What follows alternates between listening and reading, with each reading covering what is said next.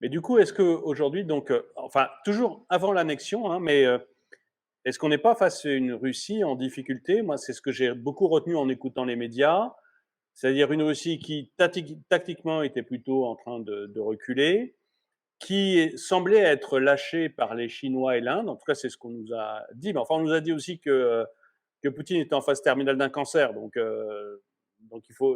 tout ce qu'on nous dit n'est pas vrai.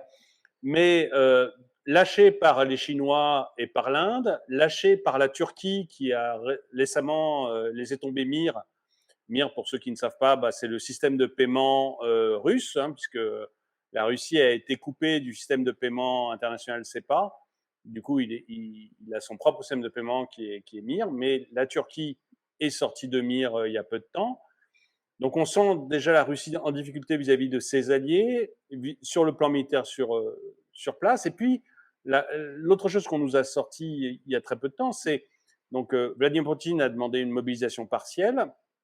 Et de ce qu'on nous dit, il y a beaucoup de Russes qui se sont carapatés en disant bah, moi, je ne veux pas du tout être mobilisé. Il y en aurait eu 300 000 qui se seraient enfuis de Russie, donc 300 000 jeunes hommes en âge d'être mobilisés qui se seraient enfuis de Russie à cette annonce. Donc, est-ce qu'on a raison de penser que la Russie était jusqu'à l'annexion en difficulté et que Poutine a peut-être joué là une de ses dernières cartes? Alors, bon, chacun peut avoir son point de vue. Moi, mon analyse personnelle, je viens de la dire, je la répète, c'est que je pense que Poutine et les dirigeants russes ne s'attendaient quand même pas à une telle réaction occidentale. Je pense qu'ils s'attendaient à quelque chose. Ils avaient prévu en fait que le conflit se terminerait début avril, hein. Voilà. Or, ça n'est pas le cas. Ils ne s'attendaient pas à ce qu'il y ait un tel investissement en fait militaire de l'Occident. Encore une fois, il ne se bat plus contre l'Ukraine, il se bat contre l'OTAN. Donc, je pense que Poutine ne s'attendait pas à ça. Je pense que Poutine croyait que la menace nucléaire suffirait à calmer le jeu. Et en fait, je pense que Poutine s'est projeté dans un univers qui était celui que moi j'ai connu quand j'étais enfant, qui était celui des années 60, 70, où les deux superpuissances se respectaient lorsque l'une montrait les dents, bon, bah, l'autre s'écrasait. Or là, pas du tout. Je pense qu'il avait sous-estimé cette capacité qu'a eu l'OTAN à faire semblant de ne pas intervenir tout en intervenant et en maintenant le conflit à un niveau subnucléaire, c'est-à-dire il n'y a pas d'armes nucléaires. On reste dans des armements classiques. Ce qui pose d'ailleurs un véritable problème en matière de stratégie militaire, c'est que c'est très bien d'avoir des armes nucléaires, mais si on utilise des armes nucléaires, c'est l'apocalypse. Bon, à ceci près quand même que, je vais en parler dans un instant, il y a aussi maintenant des armes nucléaires tactiques et une utilisation des armes nucléaires qui peuvent appartenir à ce qu'on appelle une gesticulation, sans apparaître, sans basculer tout de suite dans l'Armageddon général et toute Mm. la planète explose.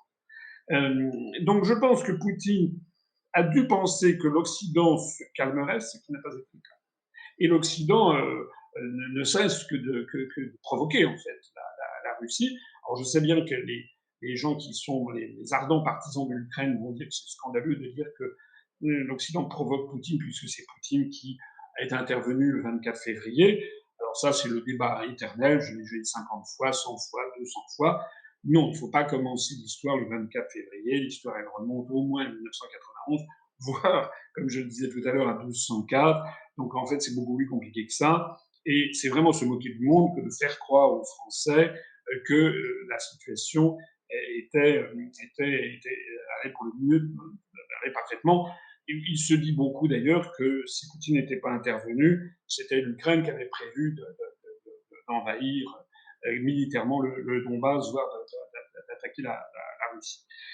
Alors, encore une fois, je suis d'accord avec ce que vous dites sur un point, c'est que je pense qu'ils se sont heurtés à beaucoup plus difficile que ce qu'ils pensaient.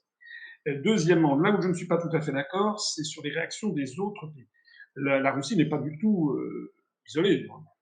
C'est beaucoup plus l'Occident qui est isolé dans le reste du monde. Vous avez cité la Chine et l'Inde. Alors c'est vrai que la Chine et l'Inde Et la Turquie on pourrait imaginer que par exemple, la Chine, l'Inde, la Turquie envoient des chars, des militaires, que ça se transforme en guerre mondiale. Encore une fois, c'est pas le souhait de Poutine, qui pour l'instant a voulu Mmh. maintenir ça à un niveau un théâtre, qui est un théâtre régional. Deuxièmement, ce que je pense que les Chinois, que les Indiens et les Turcs, ils ont, chaque pays voit midi à sa porte, enfin, sauf nous. Hein. En France, on a des dirigeants qui ne défendent absolument plus les intérêts français, qui défendent les intérêts géopolitiques de l'État profond américain. D'ailleurs, nous, on a un vrai problème de démocratie, on y reviendra sans doute tout à l'heure. Mais enfin, en Russie, en Chine, en Turquie, en Inde, ils ont défendre les intérêts nationaux. L'intérêt chinois, et ce qu'il faut bien comprendre, c'est que si vous étiez Xi Jinping, le président chinois, vous savez que après la Russie que les États-Unis veulent démonter, vous êtes sur la liste, vous êtes le suivant. Donc il y a un intérêt absolument stratégique à la Chine à s'allier à la Russie. J'ai vu des gens, c'était Alain Bauer qui vaticinait sur les télévisions françaises en expliquant que la Chine avait complètement laissé tomber la Russie, que la Chine voulait mettre la main sur le nord, sur la partie de la Sibérie. Ça, c'est une vieille lune qui est racontée depuis les Chinois n'ont pas besoin de mettre la main politiquement sur la Sibérie pour l'exploiter économiquement s'ils s'entendent très très bien avec la Russie. Non, les Chinois, ils ont besoin de faire un bloc de résistance à l'impérialisme américain, et on le voit dans le cadre de l'Organisation de la coopération de Shanghai, qui s'est réunie il y a quelques jours à Samarcande, en Ouzbékistan, et où on a vu Vladimir Poutine en excellents termes avec Xi Jinping, avec le Premier ministre indien Modi. Il y a l'Iran qui a fait savoir qu'il voulait maintenant qu'ils étaient observateurs et veulent passer au stade d'État membre de l'Organisation de la coopération de Shanghai. Donc, c'est le contraire de ce que disent les médias français.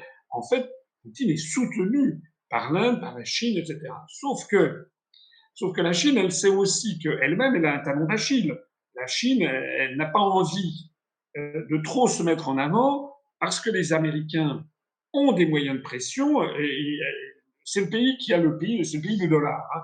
Donc les Mmh. États-Unis, en créant de la monnaie depuis des décennies comme ça, a pu se payer, s'acheter en fait des organisations non gouvernementales, des réseaux d'influence dans tous les pays du monde, y compris en Chine. Comment dirais-je, la campagne régulière que nous avons en Occident sur comment dirais-je, les Ouïghours, c'est une campagne d'origine américaine. Hein. Les Ouïghours, ce sont des populations musulmanes turcophones assimilées, mais qui sont dans le Xinjiang, qui a été rattaché au XVIIIe siècle à l'Empire chinois. On nous explique que c'est un génocide. C'est même, je crois même que ça a été voté par le Parlement, je ne sais plus si c'est le Parlement européen ou le Parlement français. Honnêtement, c'est très choquant. C'est pas vrai. Si c'était un vrai génocide, c'est-à-dire qu'il y avait vraiment assassinat de masse des Ouïghours, on le saurait. Ça n'est pas exact. Je ne suis pas là pour défendre le gouvernement chinois, mais la meilleure preuve de ce que je dis, je l'ai déjà dit, je le répète, c'est que depuis des décennies, Pékin avait lancé une politique depuis Mao, qui était la politique de l'enfant unique, compte tenu de la masse de la population à nourrir. Et donc, un couple ne pouvait avoir qu'un seul enfant, d'où d'ailleurs un taux de féminicide considérable chez les bébés, parce que pour la tradition chinoise, il faut avoir un fils pour qu'il puisse entretenir ensuite le culte des ancêtres. Depuis quelque temps d'ailleurs, depuis quelques années, je crois que cette politique a été assouplie. Mais ce qu'il faut savoir, c'est que cette politique de l'enfant unique s'appliquait uniquement à l'ethnie Han, 92% de la population, et pas aux Ouïghours ni aux Tibétains. Donc, si le gouvernement de Pékin avait la volonté une volonté génocidaire de faire disparaître de la surface du globe les Ouïghours ou les Tibétains, il n'aurait pas fait de la politique qu'il a menée et qui a été au contraire d'augmenter leur pourcentage dans la population générale chinoise. Donc, quand je dis ça, je ne dis pas que la situation est merveilleuse forcément au Tibet et dans le Xinjiang, mais enfin, il faut arrêter de raconter des histoires. Ça fait partie de quoi? Ça fait partie du narratif américain, comme d'ailleurs le voyage de Mme Pelosi à Taïwan, qui envoie des messages à la Chine du style n'allez pas avec la Russie. Mmh. On a la même chose avec l'Iran. Vous savez qu'en ce moment même, il y a des mouvements très important qu'on n'a pas vu depuis longtemps en Iran, à partir d'une jeune femme qui a été battue par la police religieuse parce qu'elle ne portait pas le voile, elle ne le portait pas bien. Donc à partir de ça, il y a une espèce de mayonnaise qui a pris avec des troubles à l'ordre public en Iran. Alors là aussi, qu'on ne me fasse pas dire ce que je ne suis pas favorable au régime issu de 1970 en Iran.